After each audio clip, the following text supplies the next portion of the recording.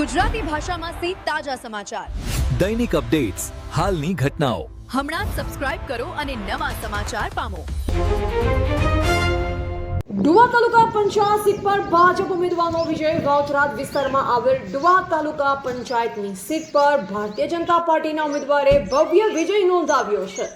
આ જીત સાથે ભાજપે વિસ્તારમાં પોતાનો રાજકીય પ્રભાવ વધુ મજબૂત બનાવ્યો હોવાનું માનવામાં આવી રહ્યું છે. ચૂંટણી પરિણામ જાહેર થતાં જ ભાજપના કાર્યકરો અને સમર્થકોમાં ખુશીની લહેર ફેલાઈ હતી.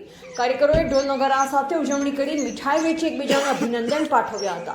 વિજય ઉમેદવારે મતદારોનો આભાર વ્યક્ત કરતા જણાવ્યું કે આ જીત જનતાના વિશ્વાસ અને સમર્થનનું પ્રતિબિંબ છે. તેમણે વિસ્તારમાં વિકાસ કાર્યોને પ્રાથમિકતા આપી જનસેવામાં સક્રિય રહેવાની ખાતરી આપી. પરિણામથી વાવથરાદ વિસ્તારમાં ભાજપને વધુ મજબૂતી મળવાની સંભાવના વ્યક્ત કરવામાં આવી રહી છે.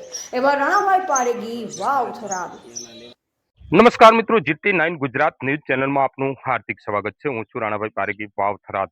અત્યારે જે તાલુકા પંચાયતની સીટ એટલે કે ડુવા ગામ, ત્યાં ઉમેદવારની મુલાકાત લીધી છે. જીત્યા બાદ એમના મંતવ્યો શું છે?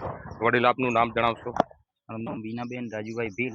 હું ડુવા તાલુકા પંચાયતની સીટ ઉપર ભાજપની સીટ મળવા બદલ હું મારી જનતાના, તમામ ગામના જનતાને હૃદયપૂર્વક અને મારી જે લાગણીપૂર્વક એમનો ખૂબ ખૂબ આભાર માનું છું.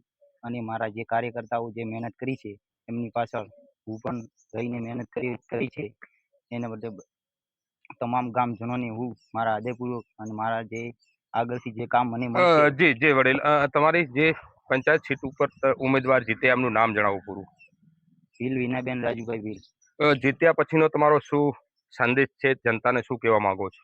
હું જનતાને એ કહેવા માંગીશ કે હું જે મારા જે આગળથી જે થરાદ તાલુકામાં જે અમને જે મળશે કામ મળશે એ જનતાને અહીંયા ગામમાં લાવીને વિકાસ કરીશું, એ મારી આજ્ઞા છે. જી દાદા, આપનું નામ જણાવશો? ગોદાભાઈ જીવાજી, ગામ ડુઆ. હા, આ જે માહોલને જોઈને આપ શું કહેશો? મોલને એટલે સાહેબ દેખો, અમને વિજય બનાવ્યા છે અને પબ્લિકે વિજય બનાવ્યા છે અને અમારે મારી મમતા એવી છે કે સારું કામ કરવાનું છે. જનતાને ભેગી રાખી અને સારું કામ કરવાનું છે સાહેબ.